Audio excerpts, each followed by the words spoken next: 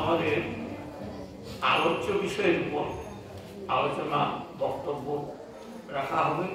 আজকের আলোচ্য বিষয় হচ্ছে ব্রহ্মানন্দম পরমসত্তা। এই আলোচ্য বিষয়ের উপরে আমাদের প্রথমে বক্তব্য রাখছেন আমাদের প্রধান অতিথি সুবক্তা কার্তিকচন্দ্র মহোদয়।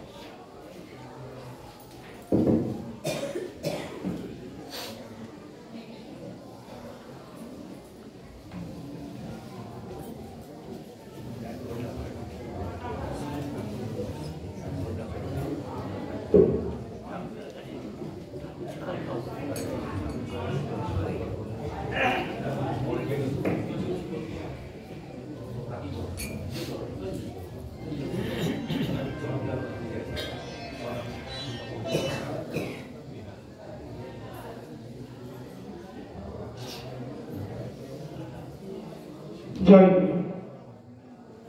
মন্নাথ শ্রী জগন্নাথ, মদ গুরু শ্রী জগৎগুরু, মমাত্মা সর্বভূতাত্মা, তস্মৈ শ্রী গুরবে নমঃ। আজকে এই মহতী ধর্মসভায় আমার প্রাণের ঠাকুর হৃদয়েশ্বর, যার প্রাণ প্রাচুর্যে ভরপুর এই বিশ্ব চরাচর, যিনি অসীম হয়ে জড় জীব এবং মানব মানবী সবাইকে তার বরাভয় দান করে চলেছেন আমার হৃদয়েশ্বর ব্রহ্মচারী কমল ব্রহ্মচারী অনিলানন্দজি মহারাজ। তাকে সর্বাগ্রে আমার ঈশ্বরকৃষ্ণ নয়ন জল দিয়ে প্রণাম নিবেদন করছি। তারপর যিনি এই আশ্রমের প্রতিষ্ঠাতা, আশ্রমের আচার্যদেব ব্রহ্মচারী অভয়াবতার কমল কৃষ্ণজি মহারাজ, তার চরণে আমার বিনম্র প্রণতি জানাই। যিনি করুণা করে আজকে সভাপতির আসন অলঙ্কৃত করে আমাদের কৃতধন্য করেছেন, তার পাদপদ্মে আমার প্রণাম জানাই। উপস্থিত আছে বিশেষ অতিথি এবং বিশিষ্ট অতিথি পরেশনাথ দে এবং শক্তিপদ পাল। তাদেরকে আমার আন্তরিক প্রীতি ও শুভেচ্ছা জানাই। এই মঞ্চে উপবিষ্ট জ্ঞানী গুণী কৃতি কর্মী যে সমস্ত মানুষজন আছে, তাদের যোগ্য স্থানে প্রণাম শ্রদ্ধা এবং শুভেচ্ছা জানাই। সভাপতি মহাশয়ের নির্দেশানুক্রমে আজকে আলোচ্য বিষয় ব্রহ্মানন্দম পরমসত্তা। এই যে স্তোত্র, এটা আমরা প্রথমেই আমাদের গুরু পুজোতে বা ক্রিয়া সম্মেলনে পাঠ করে থাকি, গুরু পুজোতেও পাঠ করে থাকি। আমাদের আচার্যদের খুব কৌশল করে এমন একটি সুন্দর জিনিস তুলে ধরার চেষ্টা করেছেন, যার মধ্যে সব কিছু বিদ্যমান আছে। আমি চেষ্টা করছি টুকিটাকি একটু বলার জন্য। ওম ব্রহ্মানন্দম পরমসত্তা। ওম অম উ ম। ব্রহ্মা, বিষ্ণু এবং মহেশ্বর। ব্রহ্মানন্দ ব্রহ্ম, তৎসৎ সগুণ ঈশ্বর পরমেশ্বর। আনন্দ আল্লাহ, তুষ্টি ব্রহ্মানন্দ। পরম মানে অত্যন্ত হৃদয়বেদ্য আপন, এবং যিনি আমাদের আনন্দ দান করে চলেছেন, সেই আনন্দময় পুরুষ আনন্দ। কেবলম জ্ঞানমূর্তি, অর্থাৎ বিমল জ্ঞান দান করেন মূর্তি স্বরূপ হয়ে, যিনি প্রকাশ্যে অথবা পশ্চাতে বিভিন্ন দিক থেকে আমাদেরকে অভয় দান করে চলেছেন। এই বিষয়টি নিয়ে আলোচনা করার আগে আমি এই শব্দগুলো মানে তুলে ধরার চেষ্টা করেছি। বিমল আনন্দ পরমস্পদ, অর্থাৎ আমরা বিমল আনন্দ পেতে চাই, আমরা আনন্দ পেতে চাই, কিন্তু আমরা চাওয়ার কৌশল জানি না। কেন? আমরা বিষয় বিষ বিকার পূর্ণ ক্লেদ কীর্ণ মানুষ। আমরা পিতাব জ্বালা থেকে অব্যাহতি পেতে চাই, আধ্যাত্মিক আদি ভৌতিক এবং আদি দৈবিক তাপ থেকে মুক্তি পেতে চাই, কিন্তু মুক্তি উপায় জানি না। এই উপায় জানাটাই প্রথমে দরকার। আমরা যে মানুষ, আমরা কি চাই না আনন্দে ভালোভাবে বেঁচে থাকতে। এই আনন্দ ভালোভাবে বেঁচে থাকতে চাওয়া দু ধরনের মনুষ্য আছে। একটা হচ্ছে অধ্যাত্মবাদী মানুষ, আর একটা হচ্ছে দেহাত্মবাদী মানুষ। আর দেহাত্মবাদী মানুষ যারা, তারা চায় প্রচুর পরিমাণে সংযম রক্ষা না করে এই ইন্দ্রিয় সুখ ভোগ করতে এবং কামনা বাসনায় মগ্ন হয়ে এই ধরাধামে নিজেদেরকে উৎফুল্ল বলে তুলে ধরতে চায়। তারপর আরেক ধরনের মানুষ আছে অধ্যাত্মবাদী মানুষ, যারা জানেন যে মানুষ চির সর্বস্ব নয়, মনুষ্য অমর নয়, অথচ মনুষ্যের কর্মগুণে কর্ম দিয়ে এই জায়গা থেকে কিছু পাওয়া যায়, কিছু নেওয়া যায়, কিছু দেওয়া যায়। এই যে মানুষ, এরা ধর্মপথের প্রতি কিভাবে না এই অধ্যাত্মবাদী মানুষের আচার আচরণ ভাব ভাবনাকে ধর্ম বলা হয়। আরো ধর্ম সম্বন্ধে বিশেষ কথা আছে। পারলৌকিক পরিত্রাণ লাভাদি উদ্দেশ্যে অনুসৃত উপাসনা পদ্ধতি, এইটাও ধর্মের অঙ্গ। আরেকটা জিনিস, যে এই ধর্ম বিশিষ্টভাবে ধর্মপথের থেকে পালন এবং নিয়ম যাপন করতে পারে, তারাই প্রকৃত মনুষ্য এবং মনুষ্য ধর্মে তারা অন্তর্ভুক্ত এবং তারাই মানব সমাজের ঊর্ধ্বে। অথচ আমরা তাদেরকে চিনতে পারি না। এখন আমরা তো চাই অনেক কিছু, পাই কি করে? আমরা তো চাইলেই পাবো না। চাওয়ার জন্য যে পদ্ধতি অবলম্বন করতে হবে, তার জন্য একজন গুরু দরকার। গুরুটা কি? শ্রীযুক্ত গুরু।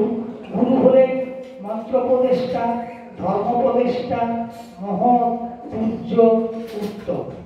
এই গুরুকে না ধরলে আমরা ইহ জগৎ থেকে পরিত্রাণের কোনো পথই পাব না। তাহলে গুরু কি? গুরু কি দেখিবে যদি আত্মাশ্রয় লও, আত্মার গুরুরূপে সর্বজীবে হৃদয়। অর্থাৎ এই যে গুরু, যার চরণে আমরা নিঃশর্ত সমর্পণ করলে আমরা তাকে লাভ করতে পারব। গুরু মনুষ্য দেহে গুরু হইতে পারে না। গুরু তাহলে কি? এই যে ব্রহ্মচারী কমল কৃষ্ণ যে আছে, কিন্তু নররূপী, সবাই ভাবছে যে মনুষ্য, আমারও দুহাত দুপা আছে, ওনারও আছে। মনুষ্য দেহ কখনোই মনুষ্য দেহে গুরু হইতে পারে। তাহলে উনি গুরু নন। গুরু ব্রহ্মা, গুরু বিষ্ণু, গুরু দেব মহেশ্বর, গুরু দেব পরম ব্রহ্ম তস্মৈ শ্রী গুরবে নমঃ। গুরু কৃষ্ণ, গুরু কৃষ্ণ এক হন শাস্ত্রের বাখানে। গুরু রূপে কৃষ্ণ কৃপা করেন ভক্তজন। ওনার পাদপদ্মে আমাদেরকে মাথা নত করে যদি আমরা আত্মসমর্পণ করতে পারি, total submission two total power. পূর্ণ আত্মশক্তির জন্য চাই পূর্ণ আত্মনিবেদন, তাহলে ওনার কৃপা পাওয়া যাবে। গুরু আমাদের এই যে আমাদের দেহ, এই দেহ ছিল শ্মশান সমান, গুরু এসে মন্ত্র দিয়ে করলেন ফুলবাগান। অর্থাৎ আমাদের দেহের মধ্যে যেটুকু আছে সে তো অচেতন, গুরু তার মন্ত্র দিয়ে ফুলের বাগানে পরিণত করেছে। এটাকে আমাদের জানতে বুঝতে অনেকটা সময় লেগে যায়, অনেকে বোঝেন অনেকে বোঝেন না। এর জন্য কনসাস মাইন্ড হতে হয় এবং উইজডম নলেজ জ্ঞানের অধিকারী হতে হয়। Unconscious state miserably passing days with terrible of from death. অর্থাৎ অচেতন অবস্থায়, অচৈতন্য অবস্থায় তাকে পাওয়া যায় না, যার জন্য কনসাস বিং হতে হয়। আনকনসাস হলে মৃত্যু পর্যন্ত হতে পারে, সে মৃত্যু সুখদায়ক নয়। অথচ এমন কিছু মানুষজন মৃত্যু বরণ করে যেটা আনন্দে, যারা মৃত্যু বরণ করে শ্রীগুরু শ্রীপাদপদ্মে লীন হয়ে যায়। আমাদের সেই মতো করতে হবে। গুরু আমাদের কি দেন তার চরণ স্মরণ করে আমরা কি পাই না, উনি দীক্ষা দেন।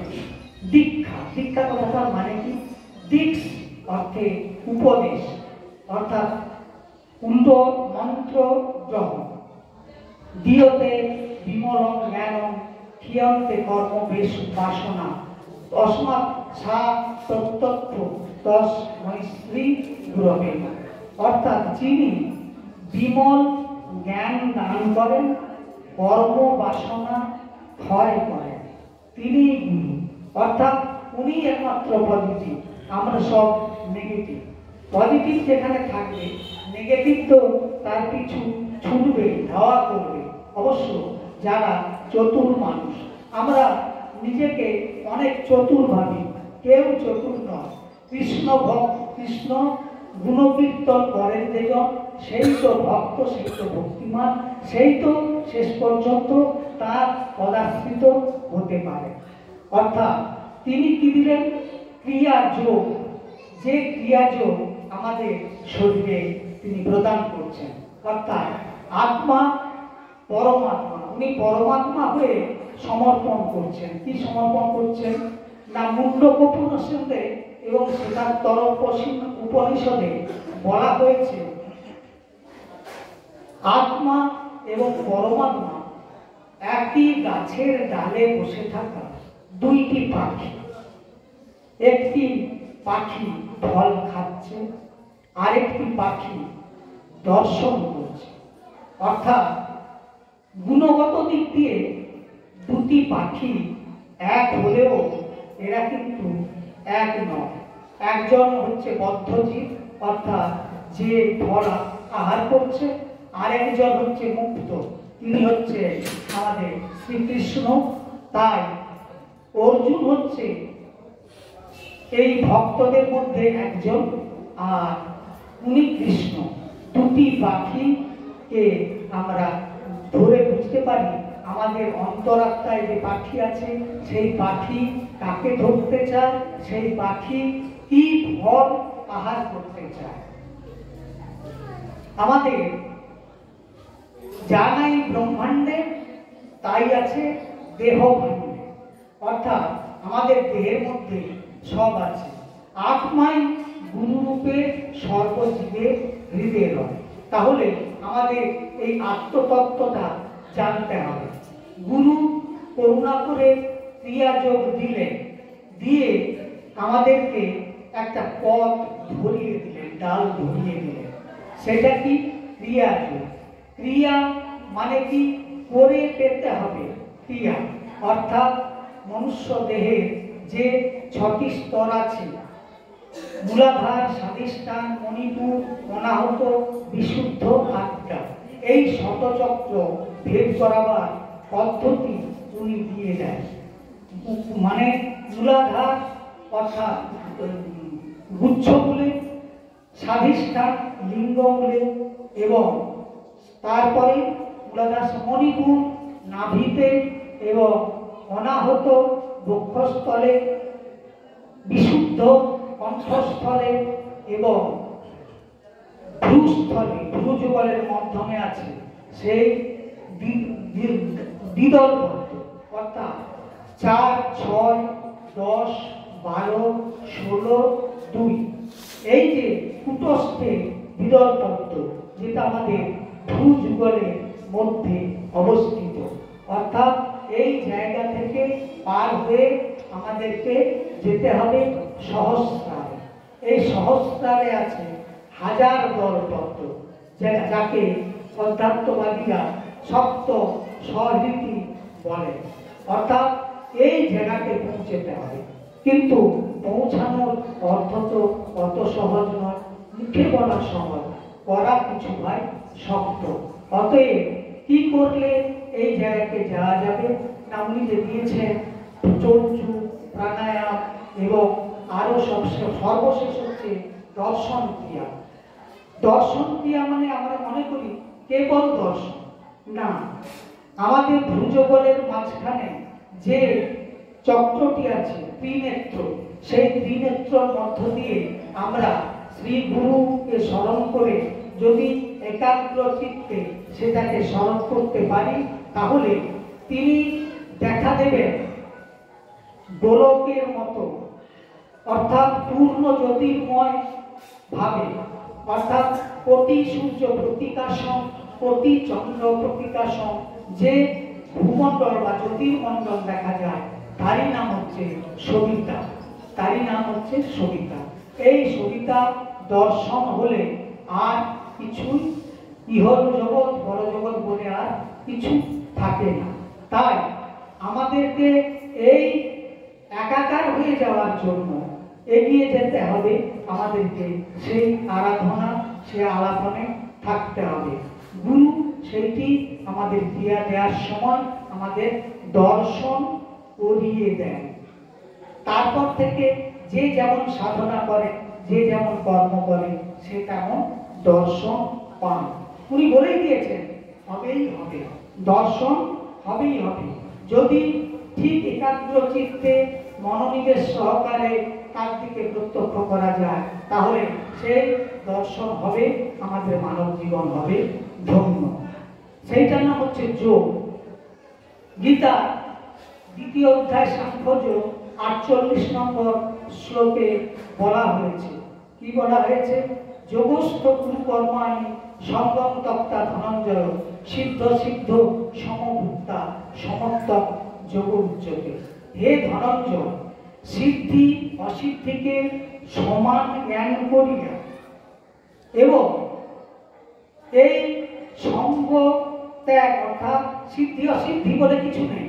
তারপর তুমি যদি এক মনে সেই সমতা রক্ষা করে চলো, এই সমতাকে যোগ বলে। যোগ মানে কি?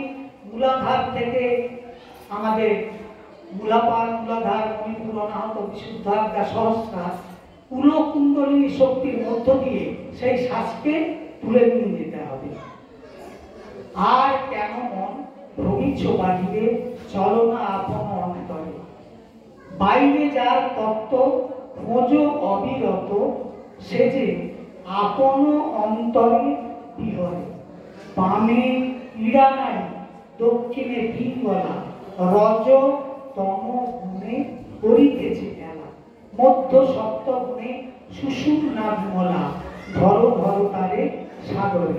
অর্থাৎ তাকেই আমাদেরকে ধরতে হবে এবং যত্ন সহকারে ধরতে হবে। কারণ এই মূলাধার থেকে শ্বাসকে কুলকুণ্ডলীর শক্তির মধ্য দিয়ে আমাদের সেই সহস্রারে পৌঁছাতে হবে। তবেই হবে দর্শন, তবেই হবে আমাদের আত্মমুক্তি।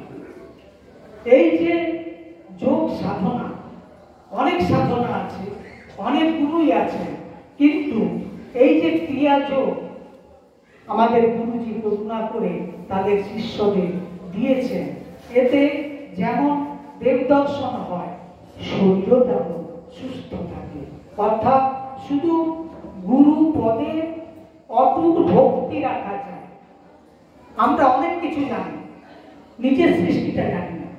Perhaps they may know everything of the creation except their own creation.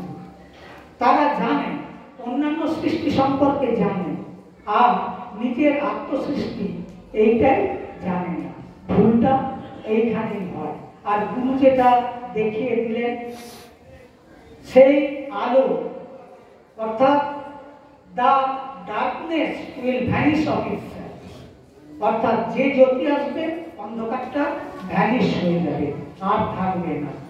Vivekananda বলছে আমাদের এই দেহের মধ্যে সেই ধর্ম আছে, অন্তরাত্মা আছে, কিন্তু আমরা চিনতে পারি না। লালন ফকির বলছে, তুমি আমি একখানে রই, তবু লক্ষ যোজন ফাঁক।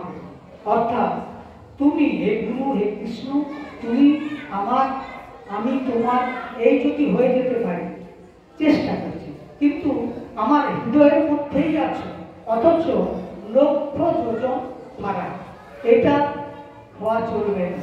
এই পরম করে গুরু দয়াময়, তুমি আমি যেন দুটি নাহিয়ে হয়, অর্থাৎ আমি তোমাকে যেন সম্পূর্ণরূপে মিশে যেতে পারি। আর এই যে গুরুদেবের বার্তা, এই যে গুরুবার, এটা এসেছে দশম শতাব্দী থেকে, বৌদ্ধতান্ত্রিক যুগ দশম শতাব্দী থেকে এসেছে। যেহেতু এই যোগ অত্যন্ত কঠিন, গুরুই তার একমাত্র পথ প্রদর্শক। অর্থাৎ গুরু পুচ্ছিও জানো, গুরুকে জিজ্ঞাসা করে জেনে নাও কোনটা তোমার সঠিক পথ। অর্থাৎ যেহেতু এই পথ অত্যন্ত দুর্ভেদ্য, তাই এখানে গুরুই একমাত্র পথ প্রদর্শক। তার সঙ্গ ধরে যেতে পারলে যা পর ছিল তা আপন হবে, যেটা পাচ্ছিলাম না পর, সেইটাই আপন হবে গুরু করুণা দ্বারা। আমরা এই গুরু কৃপা, গুরুদেবের কৃপা লাভ করার জন্য যদি লালায়িত হই, তবে তার আশীর্বাদ ধন্য হতে পারব। আর কি না, এই যে গুরুদেবের কৃপা পাওয়া, এ তো এমনি এমনি নয়। অর্থাৎ আমাদের body, human body is the highest temple of god. অর্থাৎ এই হিউম্যান বডির মধ্যে আমাদের মন্দির লুকিয়ে আছে, সেই মন্দিরে ভগবান আছে, গুরুদেব আছে। গুরু মানেই তো ভগবান, তিনি পরিচালনা করছেন। একটু যদি আমরা সেটাকে দেখার, ধরা, বোঝার চেষ্টা করি, তাহলে আমাদের সেই জ্যোতির্মণ্ডল দর্শন হবে। ভ্রুযুগল মধ্যবর্তী দশাঙ্গুলি পরিমিত মধ্যে যে আমাদের সহস্রার আছে, সেখানে অখণ্ড মণ্ডলাকার, অর্থাৎ শূন্যময় পূর্ণ দেশ, কর্পূর ধবল গুরু বিদ্যমান, যার যিনি কিরীটহারী, তিনি নিত্যই প্রকাশমান বিরাজমান, তাকে আমরা দেখতে পাবই পাব। অর্থাৎ গুরু নির্দেশ মতো আমরা যদি যোগ দিয়ে নিজেদেরকে নিয়োজিত করতে পারি, তবেই আমরা সেই জায়গায় পৌঁছাতে পারব। তাহলে এই যে অখণ্ড মণ্ডলাকার ব্রহ্মানন্দম পরম সুখদম কেবলম জ্ঞানানন্দ, অর্থাৎ ব্রহ্ম আনন্দ, অর্থাৎ যিনি মনের মাঝে আছে, তাকে ঘিরে, তাকে ধরে যে আনন্দ পাওয়া যায়, সেটাই ব্রহ্মানন্দ। এবং সেই আনন্দটা কি? পরম সুখদম, পরম সুখ, যে সুখ এই বাহ্য জগতে পাওয়া যায় না। ওই যে আমি আগেই বলেছি, যারা এক শ্রেণীর মানুষ এবং ইন্দ্রিয় পরিষেবা এবং প্রচুর অর্থের জন্য লালায়িত, এভাবে তো হবে না। Total surrender to total power, পূর্ণ শক্তিকে পাওয়ার জন্য চাই পূর্ণ আত্মনিবেদন। যা এই আজকের সুন্দর একটি মধু জামিনীতে এমন সুন্দর যে বক্তব্যখানা রাখার জন্য উনি নির্দেশ দিয়েছেন আচার্য ব্রহ্মচারী কমল কৃষ্ণজি মহারাজ অভয়াবতার, তার পার্বত্যে আরো আবার প্রণাম জানাই। উপস্থিত সাধু, গুরু, বৈষ্ণব, সভাপতি বিশেষ অতিথি সবাইকে আমার প্রণাম জানাই। প্রণাম জানিয়ে আমার ভুল ভ্রান্তি সবাই ক্ষমা করবেন। আমি আজকের মতো কথা শেষ করছি। অসতমা সদ্যময়, তমসমা জ্যোতির্গময়, মৃতর মা অমৃতময়, আলিরা বিঘ্ন এটি। হে ঠাকুর, আমি যেন অন্ধকার হতে আলোতে, মৃত্যু থেকে অমৃতত্বে পৌঁছতে পারি, আমি যেন তোমাকেই লাভ করতে পারি। এই বাসনা, এই কামনা তোমার চরণে নিবেদন করলাম প্রভু। গুরু কৃপা হি কেবলম, গুরু কৃপা হি কেবলম, শান্তিময় জীবন গুরু কৃপা হি।